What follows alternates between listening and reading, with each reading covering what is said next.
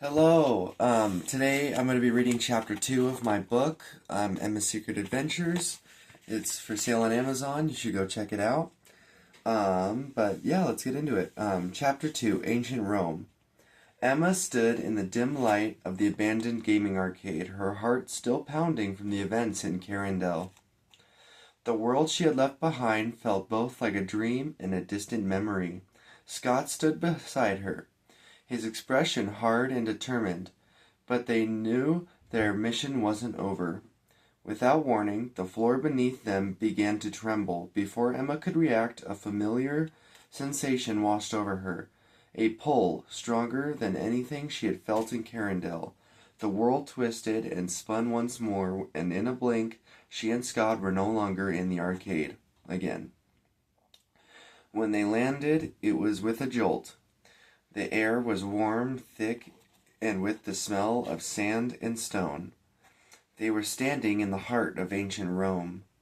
As Emma and Scott took in the massive structures around them, the grand temples and the bustling streets and the towering columns, they quickly realized that they were not alone. In the distance, a group of armed soldiers appeared, their dark armor unmistakable. It was Kane's men, the Borendak soldiers. Emma's heart raced. They had followed them from Carindel. She scanned the streets, but there was no sign of Kane himself. The absence of her uncle made her uneasy.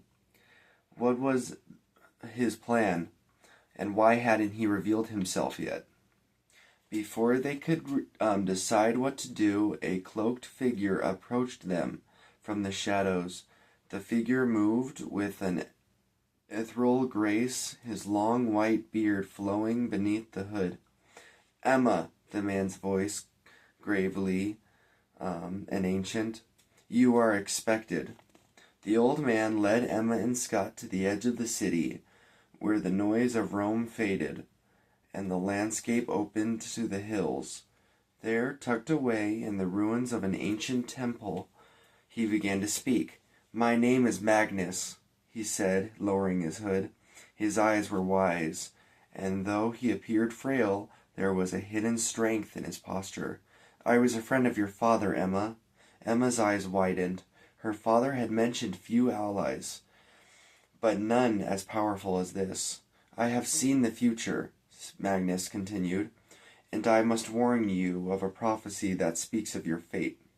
He paused, his voice growing grave. "It says, when the time and life itself is soaked in tears, two will come. When reality is covered in the blood of the innocent, two will come.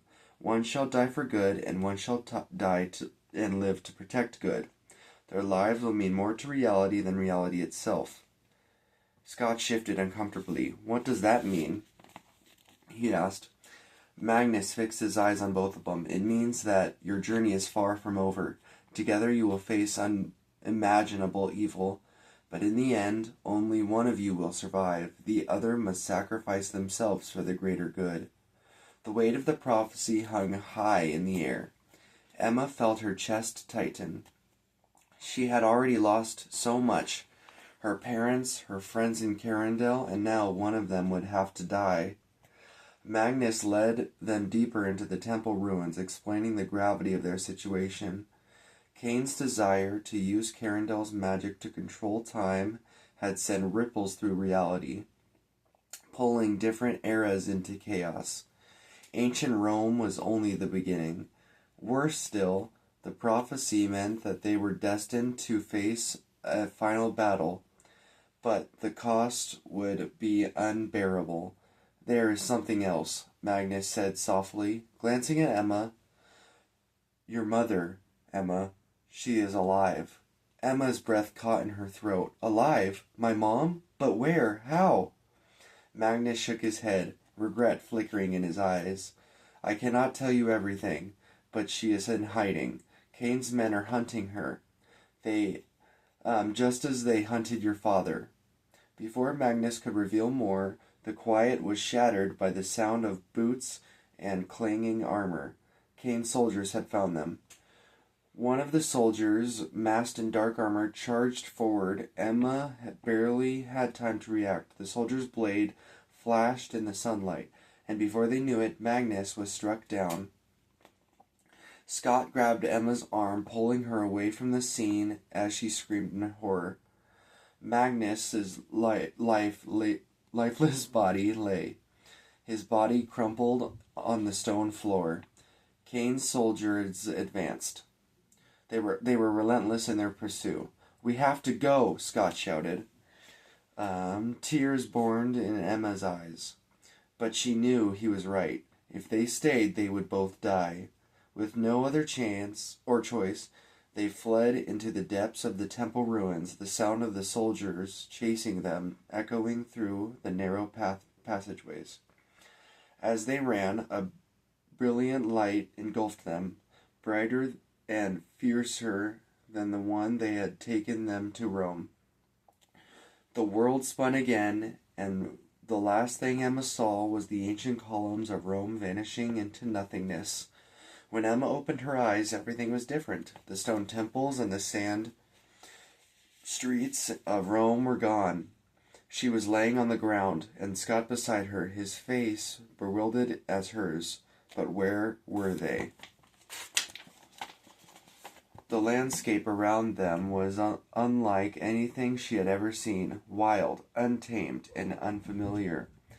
There were no landmarks and no signs to tell them where they had arrived. They were alone, lost in the strange new world. Scott looked at her, his face grim. Where do you think we are?" Emma shook her head, fear and uncertainty creeping into her voice. "I don't know." But in her heart she understood something deep and terrifying.